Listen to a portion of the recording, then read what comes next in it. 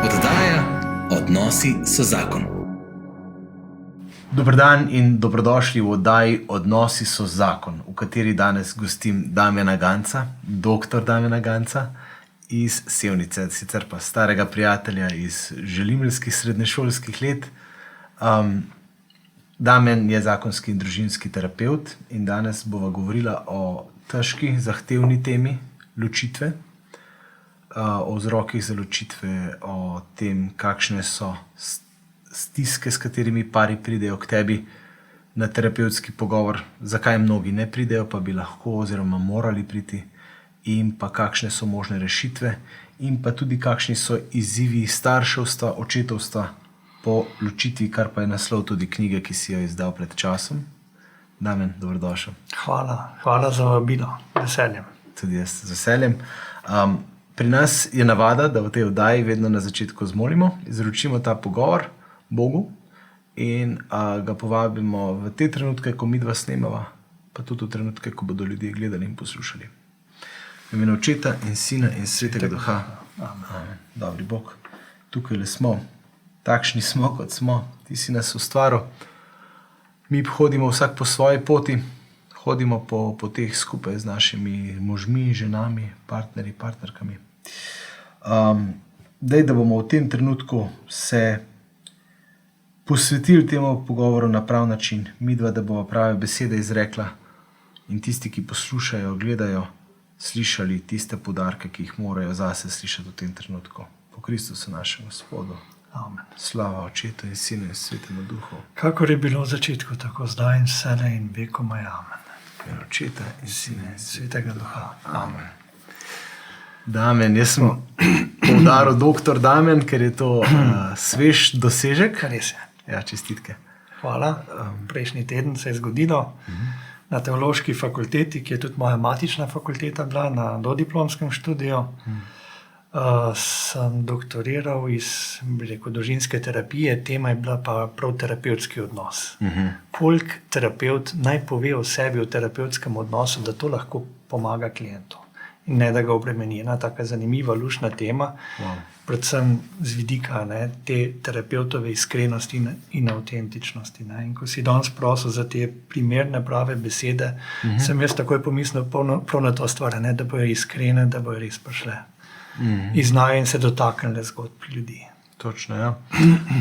Najlažje se dotakne nekaj, kjer se lahko poistovetimo s kom, ampak še prej pa je fajn, če to osebo vsaj malo v približnih okvirih in obrisih poznamo. Tako da, Damjan, prosim, da nam majčkeno povej za začetek, za uvod, kdo si, odkot prihajaš, kakšna je tvoja družinska situacija. Mogoče začnem ravno pri družini. Sem poročen, oče 3 otrok in 4. na poti. 3 otroci so že kar skoraj odrasli. Wow. Prvi sin je 20, hčerka je srednješolka, 17, najmlajši je pa 13. Tako da je za nami kar ena lepa prehojena pot, tudi dinamična, ampak predvsem čutim velikega ponosa ob tem, ko gledam otroke, kako rastejo, ene take samostojne osebe. Žena Anica je steber te družine, Ona res nosi, da lahko ta ustvarja dom, da lahko od tam gremo v svet in tam delamo, dajemo po svojih najboljših močeh in se vračamo nazaj v eno toplino doma. Drugače pa že, mislim, da kar enih 15 let slabih vodim Družinski inštitut zaupanja v Sevnici, kjer pa izvajamo družinske terapije, zakonske, individualne terapije. In več 100 ljudi je že šlo skozi te procese, tako da je z eno veliko hvaležnostjo ob spominih na te ljudi gledam na to prehojeno pot, v kateri sem tudi sam ogromno dobil zrastel, se naučil veliko o odnosih, o tej ranjenosti in ranljivosti, ki je del vsake življenjske zgodbe. In res eno samo spoštovanje raste. A ne, ko gledaš, kako v bistvu se ljudje borijo, bojujejo po svojih najboljših močeh in so pripravljeni tudi nekako tvegati in iti te stvari na terapijo, včasih ob eni strokovni pomoči sebe malo bolj začutiti ali pa nekaj narediti, da bi živeli bolj varne pa iskrene odnose. Tako da to je tisto glavno, bi rekel, moje poslanstvo, ki ga čutim. Ni enostavno, ne, v današnjem času iti v ranljivost. Ne. Toliko je enih zahtev, ki nam jih družba daje, toliko je idealiziranja. A ne. Se pravi, ne vem, sploh pač večkrat se tukaj na oddaji pogovarjamo o idealizaciji, ki je prisotna tudi zaradi družbenih omrežij in zaradi tega, ker vidimo res vse samo najbolj popolno, ker se primerjamo samo s tistimi največjimi dosežki, najbolj uspešnimi posamezniki v svetu, pa naj bo to na kateremkoli področju. Ta vstop v ranljivost je pa težek. Ja. Saj jaz mislim, da vstop v ranljivost je bil vedno težek. Saj tudi v prejšnjih časih so mogoče tudi ljudje težko govorili res o čustvih in delili stvari.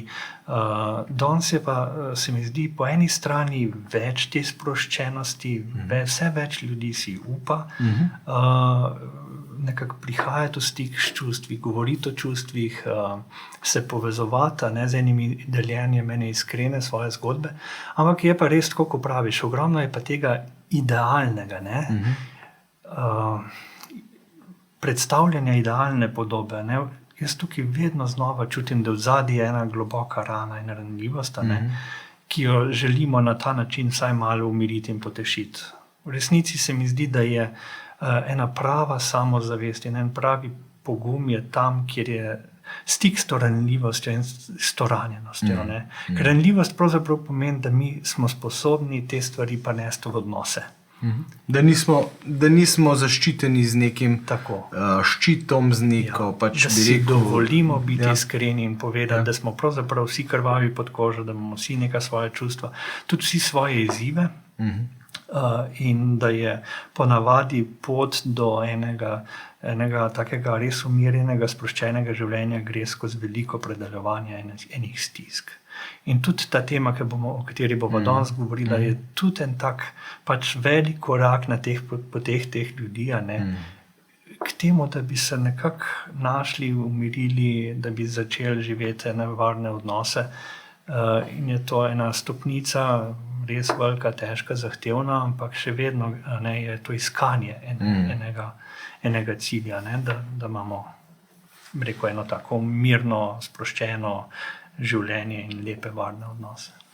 Ampak predno pride do tega iskanja. Iskanje je že pot, ne? Ja. Iskanje že hodiš po poti, ampak praviš, je pa težek korak že v pot iskanja, ker je neka, se pravi, proces zanikanja zna biti včasih zelo dolgotrajen in predno si upamo iti na pot, nam lahko traja. Ja, pa tudi pred samo recimo ločitvijo ali pa kakšnim takim korakom, velikim, je velike ene stiske in ene bolečine in enih občutkov, s katerimi se posameznik, družina srečuje, zelo trpi, ponavadi je ogromno enega trpljenja. Saj ločitev je mogoče točka preloma, ko par posameznikov ugotovi, da preprosto ne gre več ali pa da zgubi upanje, zgubi perspektivo, da bi lahko prišlo do te varnosti, pa iskrenosti, pa ranljivosti, ki jo vsak odnos potrebuje, če hoče biti živ.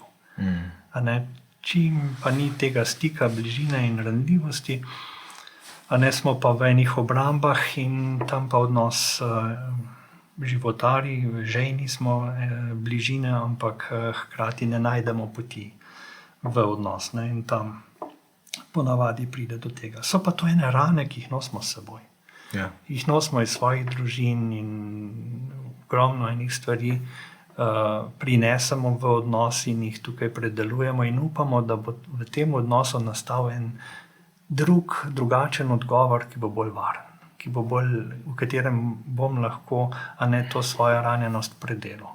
A je tako, da je ta ranjenost velikokrat ali pa skoraj vedno je kompatibilna? Se pravi, da se nekako smo poklicani v odnos ravno zato, da bi naj drug drugemu pomagali te rane razreševati. Ja, zagotovo je tako, v odnos ne vstopimo po naključju.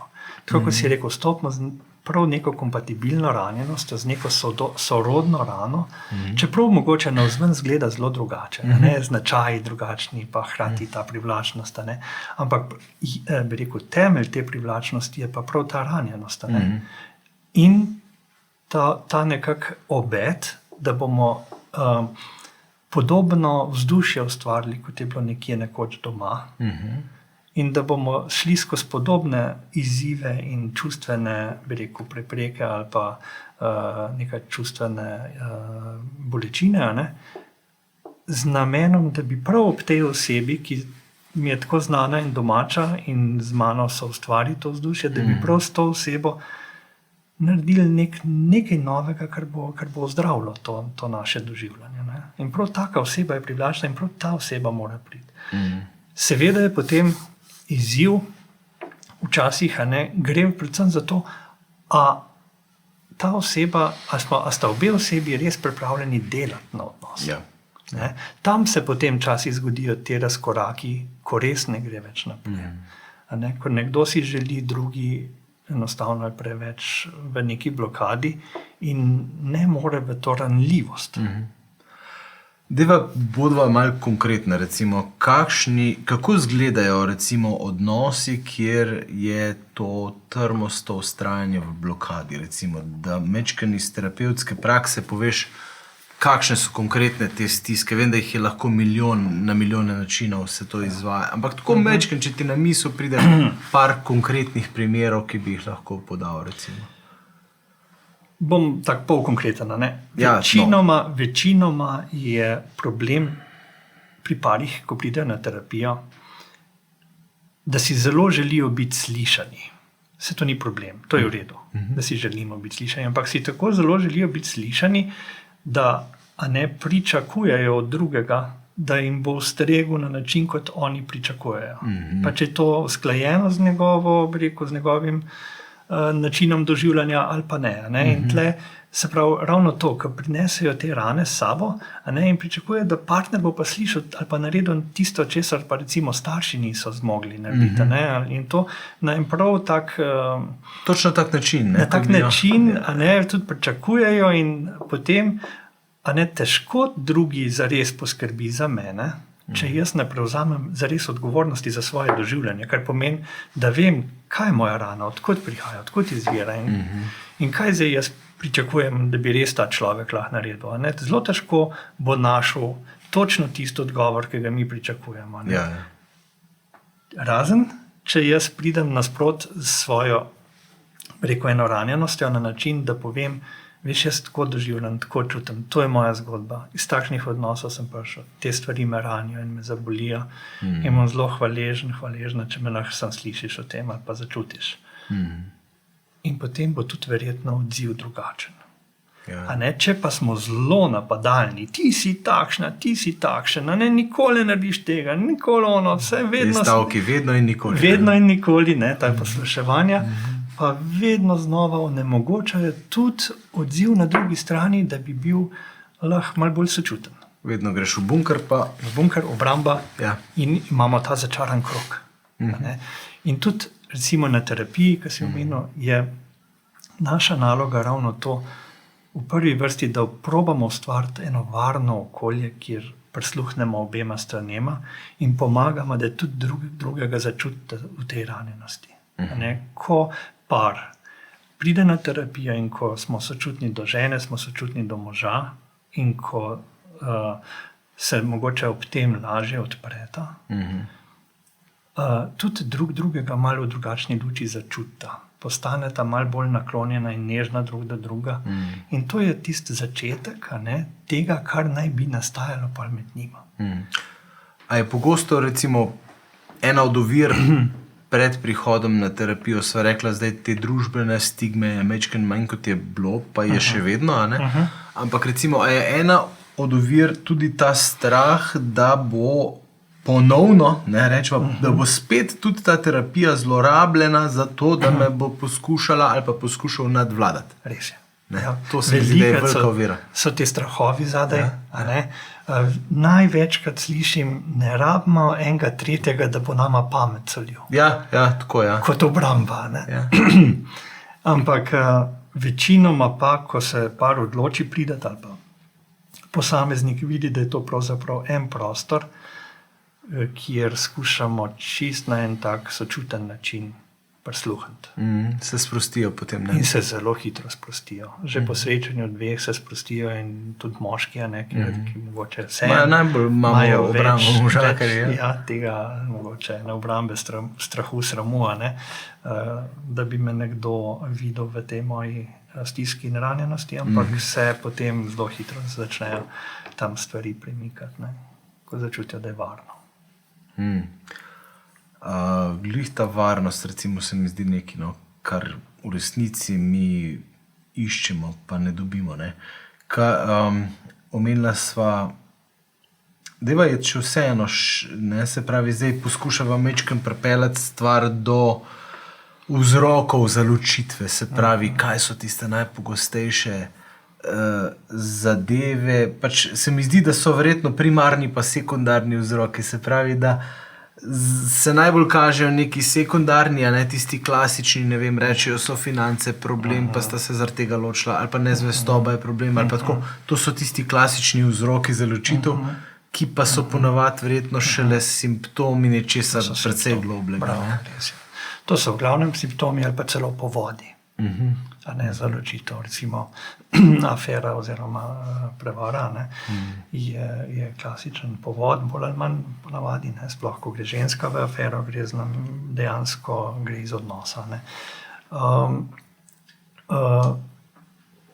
Mislim, stvari so pa ponavadi veliko globlje. Predvsem gre za to, koliko smo v stiku s čustvi. Koliko vemo, mislim, velikrat je, že tudi na terapiji je naša glavna naloga, da pomagamo ljudem odkriti te globlje plasti, ki so čustvovanja, ki so spode. Mogoče se nekdo jezi na zakonca, v resnici je sem globoko žalosten pa prezrt. In ta občutek nosi s seboj in je vedno znova razočaran in se jezi. Zdaj, dokler ta oseba ne bo prišla do tega občutka žalosti, bolečine v sebi,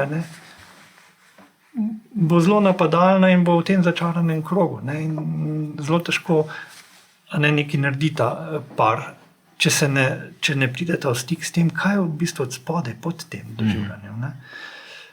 In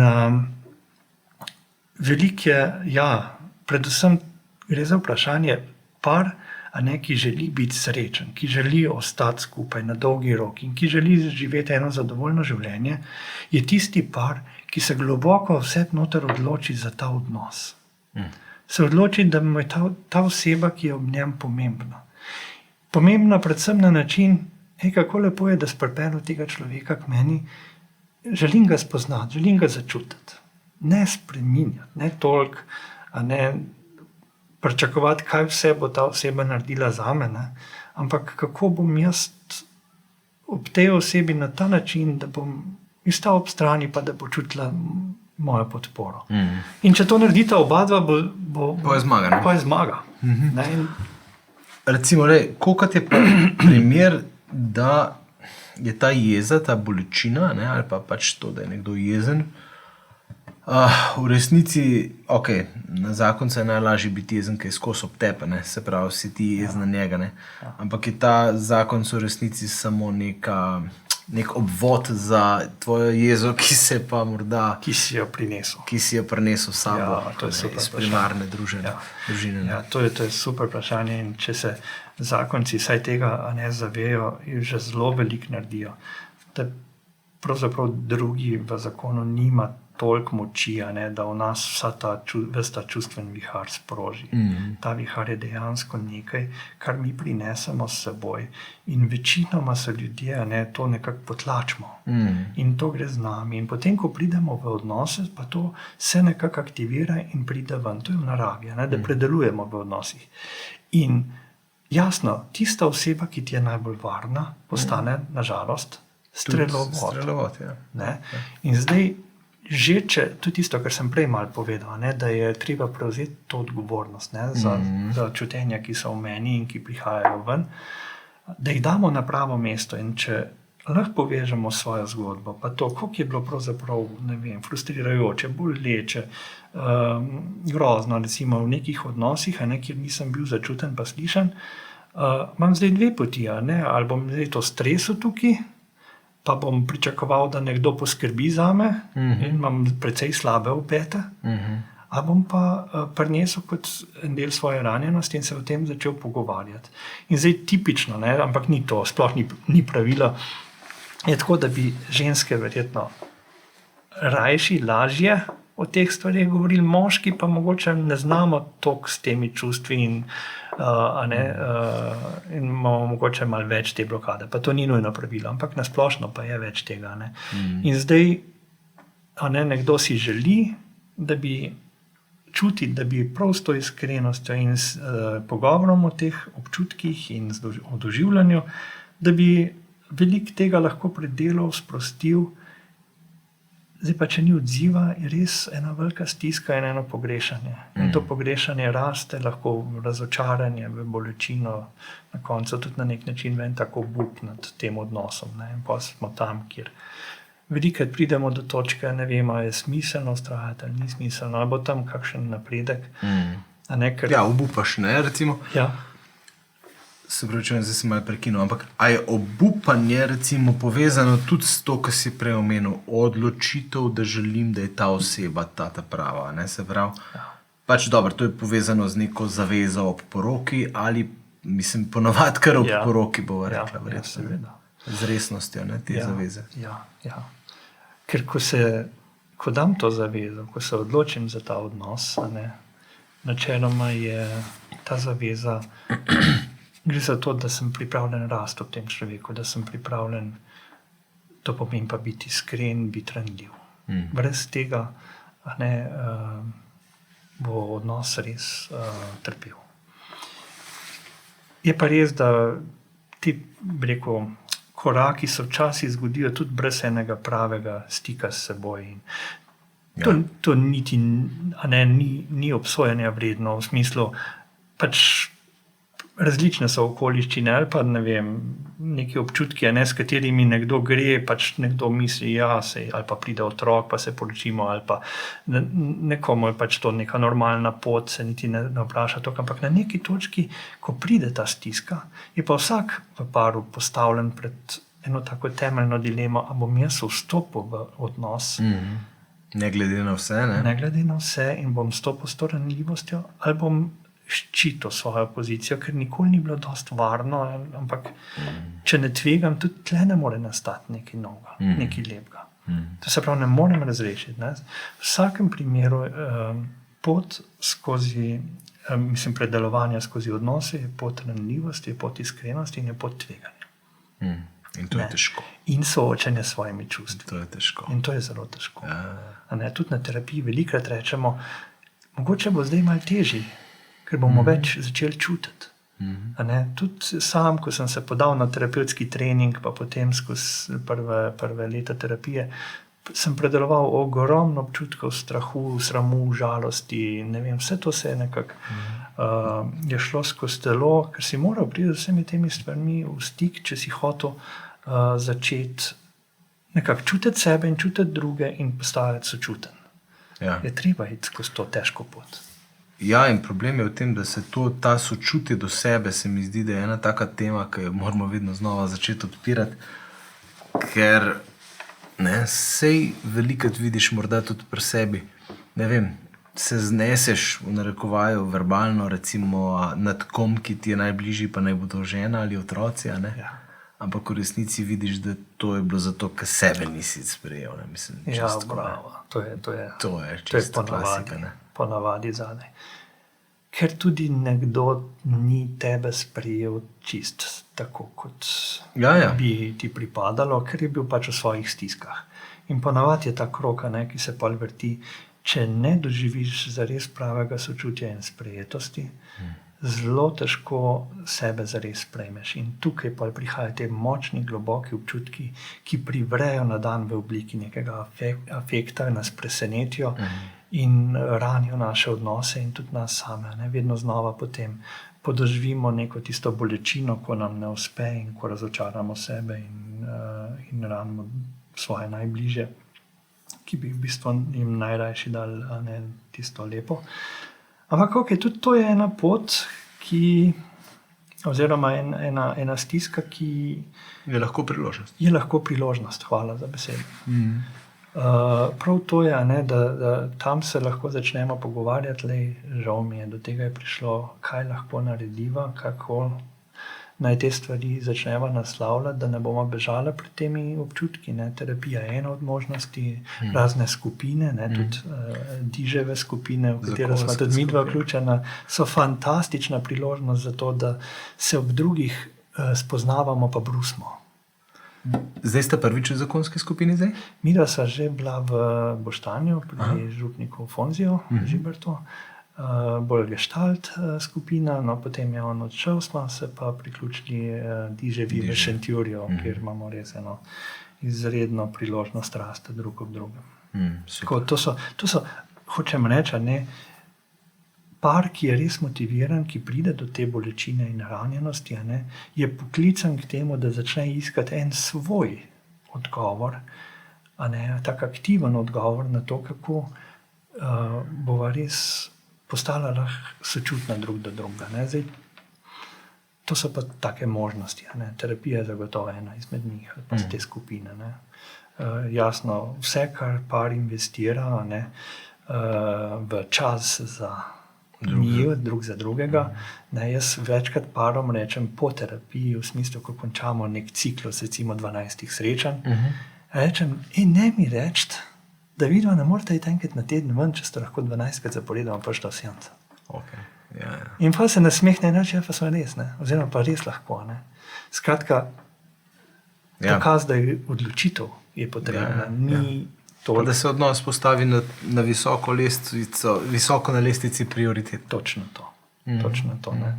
In mislim, da je to tudi eden od odgovorov, ne, na tisto, kar si prej rekel v današnjem času, poleg te idealizacije, ki je večkrat uvira, je tudi ta tempo, ki smo se ga navadili živeti. Nekako enem kroničnem stresu in zelo težko umirimo telo. Ne, to že tako, na ta način, ne, da vedno znova iščemo, zapademo v to, da moramo imeti kar naprej neke obveznosti. Ne. To je v bistvu je tudi generirano od znotraj, to ni samo od zunaj. Zato, ker je naše telo tako nemirno in hočemo najti neke funkcionalne načine, kako bomo upravičili to, da smo nemiru, a ne, in si to navlečemo lahko funkcionalne odgovore, kar pomeni veliko dela, veliko ustvarjanja tega, onega, tretjega, a ne, navzven lepo in prav, ampak v resnici pa pogrešamo in zgrešimo stik s sabo. Kupujemo si vrednost z delovanjem, ne? Odlično. In po dolgih letih mogoče enega zorenja in trpljenja, na koncu se vprašamo, ali je to res tisto, kar hočem. Ali si želim malo bolj umirjenega življenja, pa postaviti, kako si prej rekel, prioritete na svoje mesto. Bom rekel, kar epidemiji ločitev, sploh po epidemiji, a ne? In razhodov, ne, se je ločitev statistično ni to grozno velika, ampak dejstvo je, da tudi porok ni več toliko, ne, in potem pač se ti razhodi ne poznajo toliko na statistiki, ne. Pa sodi se mi zdi, da je tudi ta družbena premisa, ki pa vseeno nekako se zdi, kot da bi bila kar nekje že v zraku, ne, da je ločitev je rešitev, ne. In ko se začenja kar javno nekako govoriti, te dva sta se pa dobro ločila, to je pa tako lepa ločitev bila. Ne? Tako jaz kar slišim že ljudi, ki o tem na ta način govorijo. Ne? Pa jaz se mečken upiram temu, no, da bi se pač seveda se da ločiti tako ali pa drugače, pa bova tudi povedala o tem, da včasih ločitev tudi je rešitev, ne? Ampak v splošnem, da bi bil pa to nek prvi korak, je pa prehitro, preveč. Ja, zagotov je tako. Po eni strani je res, da se sociologija spreminja in je ena naša realnost, ne? Da veliko ločitev je in jih tudi bo v prihodnosti. Dejstvo pa je, da tudi raziskave kažejo, da je statistično še več razhodov v drugem, tretjem zakonu in tako naprej. To pomeni, kaj se res predela. Jaz mislim, da ključno je, da par po eni strani poskus narediti, kar le lahko, zato da bi, to, ko sem prej rekel, da bi res prišla do tega odnosa, do te ranljivosti. Seveda, zdaj, če tam res ne gre, ni to, ko rečejo, včasih so rekli, treba vztrajati.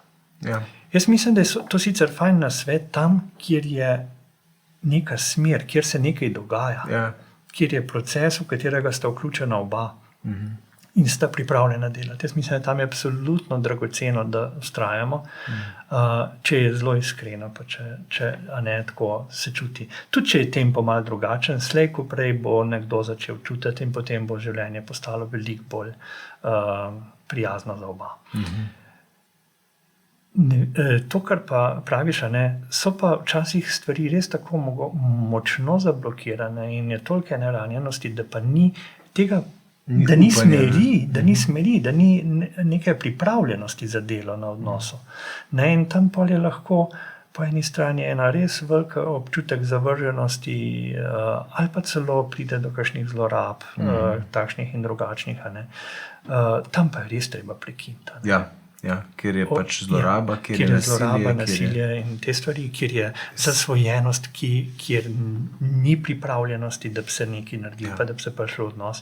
Tam tudi ranimo, poškodujemo otroke, predvsem pa tudi mi sami sebe, mislim, smo vredni več.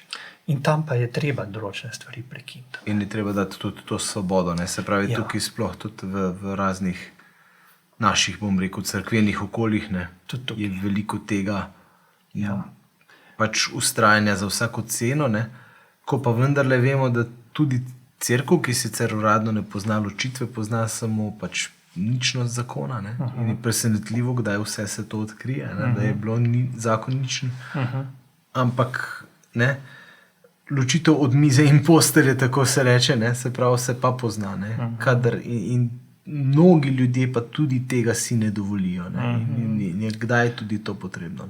Ja, mogoče ravno zaradi te stigme, pričakovane okolice in tako naprej. Jaz mislim, da moramo predvsem na zgodbe teh ljudi gledati z velikega sočutja. Ne nazadnje, naš Bog je sočuten Bog. Je Bog, ki se sicer razjezi, ampak se razjezi tam, kjer je zloraba, kjer je, tam je odločna meja in bi morala biti odločna meja. Medtem ko je drugače, pa je Bog sočutja, če smo mi, ki smo ljudje, lahko začutimo v sebi, če smo v stiku s seboj, velikega sočutja do zgodb teh ljudi. Kaj šele Bog? Bog je stoji za vsakim njihovim korakom in si želi, da bi ta človek našel pot. In tle jaz mislim, da cerkev je malo preveč, mogoče tudi toga, čeprav verjamem, da se znotraj cerkve stvari tudi premikajo in vse več tega sočutja je čutiti na več ravneh. Ampak jaz mislim predvsem to, da mi moramo pomagati tem ljudem, ki grejo skozi te stiske, da bojo čutili tako eno naše razumevanje, tudi eno zanimanje. Jaz mislim, da najbolj pomagamo tudi v vlogi prijateljev, svojcev, najbolj pomagamo vsem, ki se s to stisko srečajo, če jih vprašamo, kako so, kaj doživljajo, s čim se kaj spoprijemajo, kaj čutijo. Tako da odpiramo prostor, da oni lahko nam povejo svoje doživljanje, ker to je tak močen stres, veš, in tukaj ne stiske in je zelo dragoceno, če je nekdo pripravljen mičkeno odpreti ta prostor, da lahko začnemo o tem govoriti. In da se čuti sprejetost. Da se čuti sprejetost. In tam je, tudi v vlogi starša ali kakorkoli, je boljše biti čim bolj ne usmerjajoč, ne biti pameten, ampak res se zanimati. To je ključno, da se lahko človek začne odpirati, da lahko sebe začuti, da lahko tako dobi tudi eno upanje zase, sej je v redu tudi tako, sej ljudje me razumejo, me čutijo, me slišijo. In je to ena zelo dragocena podpora lahko. Že sem to zanimanje, da lahko povejo. Ja, in tudi ta, recimo, da se potem, ko pride do drugega poskusa ali pa kakorkoli, ustvarjanja nekega odnosa, da se tam pa res tudi zavedamo, ne, da pač delo je potrebno in je še toliko bolj pomembno, ne, da se vztrajno nekaj dela, ne, na odnosu. Ne. Veliko je tega strahu, kako bo naprej, ja bom našla pol. To razočaranje je močno. In tle je res fajn, da ljudje poskrbijo za to, da najdejo nek prostor, da predelajo izkušnjo ločitve, da vejo, zakaj so se ločili. Kaj je tisto, kar bi želeli v drugem odnosu. Ker privlačnost, ko vstopamo v odnos, temelji na naši biologiji. Biologiji v smislu našega stika s čutenji, našega doživljanja, čustvovanja, ki je globoko tudi lahko podzavestno. In zdaj bolj, ko mi te stvari pri sebi res predelamo, pa pridemo v stik, bolj pride človek, ki nam je potem v stiku s seboj podoben, v smislu, ta proces. Zdaj, če mi nekaj naredimo po ločitvi, čez neko terapijo, z neko skupino, v nekih varnih odnosih, res jo ovrednotimo, kaj se je zgodilo in čemu sem jaz prispeval, ali pa zakaj mi je bila takšna oseba privlačna. Ta odgovor je zelo pomemben zato, da vem, zakaj mi je to privlačno, katero bolečino sem šel iskati v ta odnos. Ker če jaz pridem v stik s tem, pa zakaj sem šel to bolečino iskati, mi ne bo treba še enkrat iti po isto bolečino. Po isto bolečino in po isto rano. In bo lahko prišel bolj varen človek. Bomo opazili drugačne ljudi okrog sebe. Zanimivo. Bolj varno. Ampak je proces potreben. Brez procesa bomo šli po isto rano. Mogoče bo od začetka izgledalo vse drugače, pa fajn. Ampak pridejo zelo podobni občutki. Nekje se morajo predelati in razrešiti, da pride drugačna oseba. Zato je pomemben ta proces žalovanja in tudi razne skupine za ločene ali pa tako. Tudi v cerkvi jaz spodbujam, da bi se res čim več tega oblikovalo, ker to je pa res sočutno delo. In če je cerkev tle Skupina srce, srce je ena takih, kjer se to dogaja že. Vedno pomembno poslanstvo. Res je, pa naj povem, da tudi pri družini in življenju ne stigmatiziramo takih, ki so v ponovnem poizkusu in vabimo, tudi ali na seminarje ali v zakonske skupine. In tako. Damjan, ti si napisal knjigo Izzivi očetovstva po ločitvi. Takole pokaževa, kakšni so izzivi, morda najprej splošneje starševstva, pa potem morda čisto specifično očetovstva po ločitvi. Sej, tukaj res mogoče knjiga naslavlja očetovstvo, zato ker smo želeli tudi očetom nekaj ponuditi. Ampak v bistvu so izzivi podobni. Vse so na obeh straneh podobni izzivi in podobne stiske. Najprej je en tak izziv čist poprijeti se s to izkušnjo. Malo je odvisno od kakšni vlogi smo, ko pride do ločitve, ali si bolj želimo ohraniti odnos, ali odhajamo. Zdaj, če si želimo ohraniti, je tam ogromno enega strahu, pa tiste želje, pa ene žalosti o poslavljanju, ko ugotovimo, da res ne gre. Če smo v vlogi tistega, ki odhaja zaradi različnih vzrokov, lahko čutimo tudi ene občutke krivde, sramu. In je treba, v vsakem primeru se je pa treba z enimi občutki že ob tem, ko pride do te odločitve, spoprijemati. Potem je pa zelo pomembno, da ustvarimo en tak način komunikacije in življenja, da bo varen za otroke in da bo hkrati tudi meni kot ločenemu ali pa nekomu, ki se ločuje, omogočal, da začne eno pot predelovanja, pa da začne na en drug način. Kaj hočem s tem reči? Zelo važno je, kako se ta struktura vzpostavi, kako starša začneta sodelovati. Od začetka prvi tedni, meseci zelo, določijo, kako potem stvari naprej potekajo. Zato se je dobro na to tudi tako malo pripraviti, da gremo na en tak dost, premišljen način tudi v te korake. Tako da vem, kako bomo si prišla tam nasprot, kako se bo dogovorila, kako bova povedala otrokom, kako bomo potem postavili stvari, da bojo otroci se čutili varne tukaj in tam. In ključni izziv, ki ga imata oba dva starša, je, da pomagata otroku, da ima fajn odnos z drugim. Ne To je- pa obratno. Ne pa obratno. To je ključni izziv. In ko so delali raziskave, kako je z otroki po odločitvi, so ugotovili nekaj, kar je lahko po eni strani boleče, po drugi strani pa vzbuja ogromno upanja. Otroci parov, ki se zelo, bi rekel, so zelo konfliktni, posebej glede otrok in tako, bojo imeli velike težave in bojo imeli spremenjeno psihično strukturo, lahko pride do osebnostnih motenj in ne vem kaj še vse, samo zaradi tega, ker so tako vpeti v ta navzkrižni boj med staršema in izredno globoko trpijo. Po drugi strani pa, in to je pa vliva upanje, ne, se pravi, starši, ki pa zmorejo razmejiti svoj partnerski odnos od starševskega in zmorejo sodelovati v starševstvu, čeprav jim v partnerstvu ni uspelo, in vidijo otroka v tem, čutijo otroka in vejo, kako pomembno je, da ima dober odnos z drugim, pa na dolgi rok nimajo nobenih negativnih posledic ločitve, v smislu nekega splošnega funkcioniranja življenjske sreče, uspeha v šoli, odnosov in tako naprej. Se pravi, Nobenih. Okay. so dejansko rezultati zelo podobni splošno populacijo. Koliko je pa recimo tega v praksi? V praksi pa ja, nas Je realnost, mislim. ne prav veliko, ne. Nažalost. So pa taki primeri. Nas na terapiji nekako po eni strani bolj dosežemo ljudi, ki imajo težave, a ne?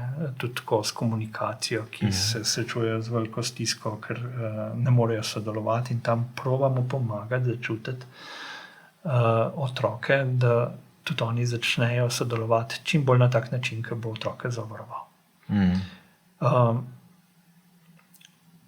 To je malo težko je dati res take kakšne natančne ocene, ampak vem pa, poznam primere, kjer je to funkcioniralo, Kjer se je dalo kjer so to. zmogli. Kljub temu, da so zelo trpeli in da je bilo boleče, so zmogli čutiti otroke. Se tukaj gre v jedro Zato. za to. A je moja rana pregloboka, da bi čutil otroka? Tam si lahko obetamo težave za otroke. In tam bodo otroke zelo verjetno ranili, ne hote, ne. Bojo padali občutki, bojo slišali besede, ki bojo jih ranili in bojo težko ali povezani z drugim staršem. In to so ene najtežjih oblik zlorab, ko zato, ker je moja rana tako močna, otroku na bi rekel, zavesten ali pa nezaveden način vzamem drugega starša, očeta ali pa mamo. Ne, in tam ponavadi, tudi tako, ko prihajajo ljudje s svojimi zgodbami k meni, mi povejo, kako kasneje zamerijo temu staršu, da mu je to naredil. A ne, to pomeni, delaš tudi v lastno škodo. In ključno je, da mi zmoremo razmejiti, a ne, otroci naši morajo imeti oba in imajo lahko oba radi. In je fajn, da imajo stik z mami ali pa z atijem, očem. Ne?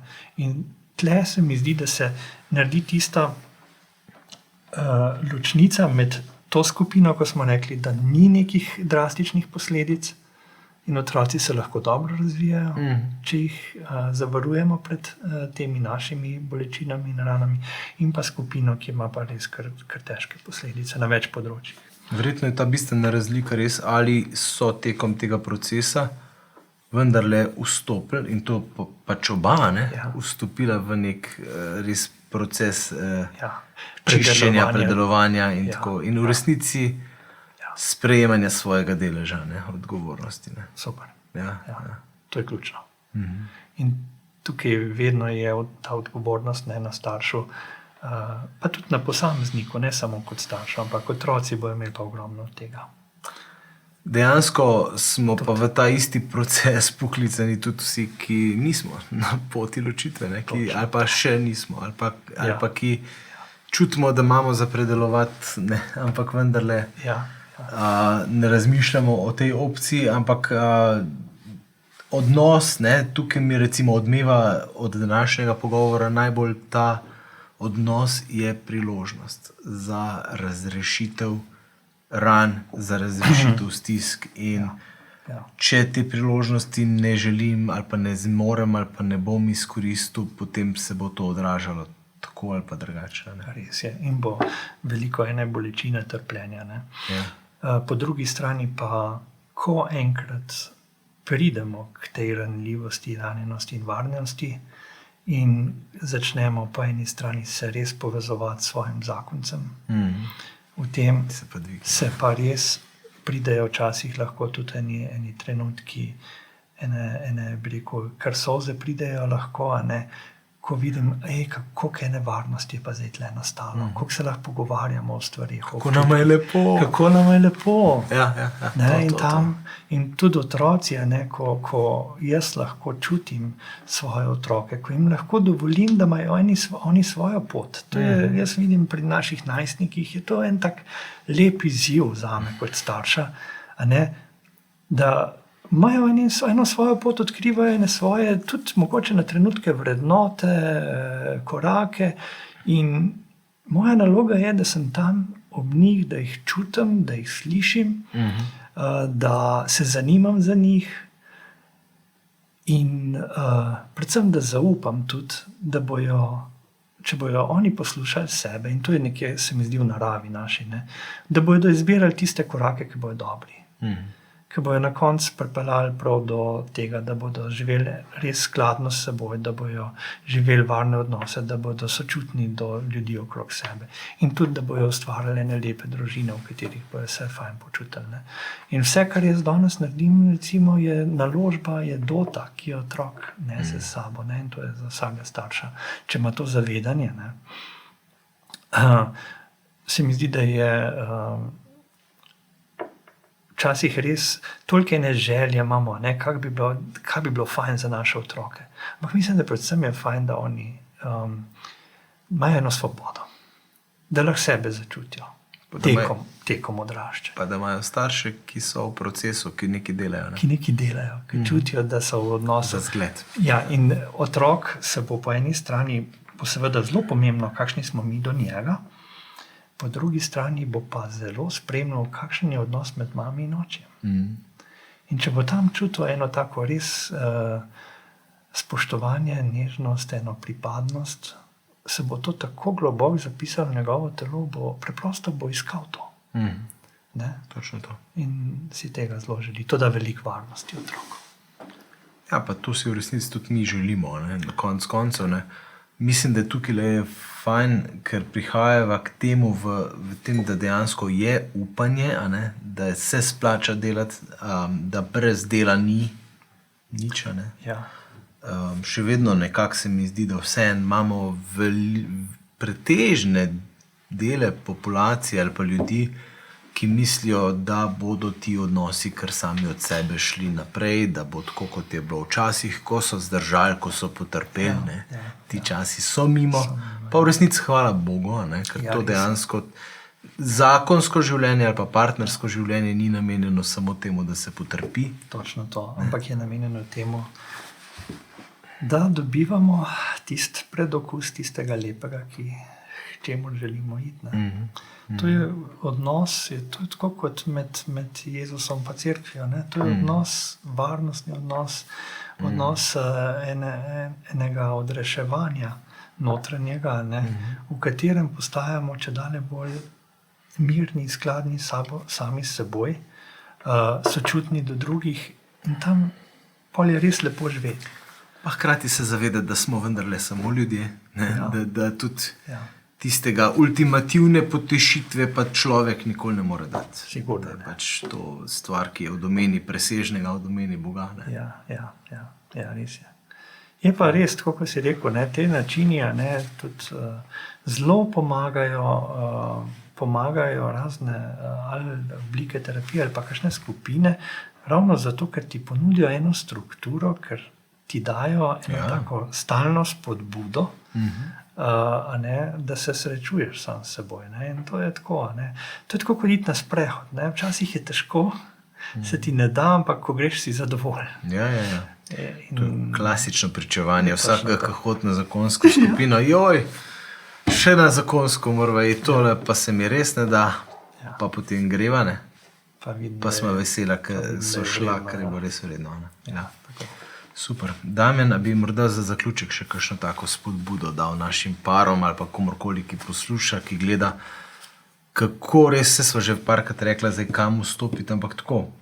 Kaj naj bo en tak posloven, se hecam, en tak takeaway, se pravi nekaj, kar naj vzamemo s seboj iz tele najne oddaje. Ja, največ sva govorila o tem, da je pomembno, da imamo pogum. Pogum za to, da se odpiramo, da smo iskreni, da gremo k tej ranljivosti, da pridemo drug do drugega. Z eno iskreno držo, da povemo, kaj vse čutimo. In da vidimo, da je to nekaj zelo človeškega, da tudi drugi, to, ko mi sebe razkrivamo, tudi spodbudi razkrivanje pri drugem, v smislu, da se povežemo, pa začutimo drugega lažje. In predvsem se mi zdi pomembno, da si dovolimo res biti iskreni v odnosih. To pomeni tvegati, povedati. In to nas ponavadi tudi poveže. Ker si pa želimo polnih odnosov, želimo si enega stika, želimo si ugotoviti, da je ranjenost nekaj, kar nas vse tako ali drugače zadeva. In nam to pomaga, da lažje gremo skupaj naprej. Najtežje je človeku tudi v tem primeru biti sam. In tukaj pa mislim, da moramo prevzeti odgovornost za to, da ne čakamo, da bo kdo prišel do nas, ampak da mi stopimo, naredimo prvi korak. In vedno, ko neki dan pride tudi nazaj. To je skoraj ne more zgrešiti. Točno, ja. Hvala, Damjan. Hvala, da odpiramo te teme. Z veseljem.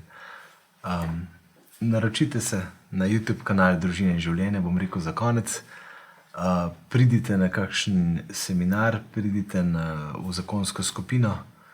Če tako čutite, pa verjamem, da marsikdo tako čuti in da je to smiselno in potrebno, poiščite terapeuta. Delajmo na odnosih, ker graditi odnose, za katere je vredno živeti, je tisto, za kar smo na svetu. Odnosi prinašajo največje donose. In res hvala, ker ste bili z nami, pa se vidimo spet prihodnjič.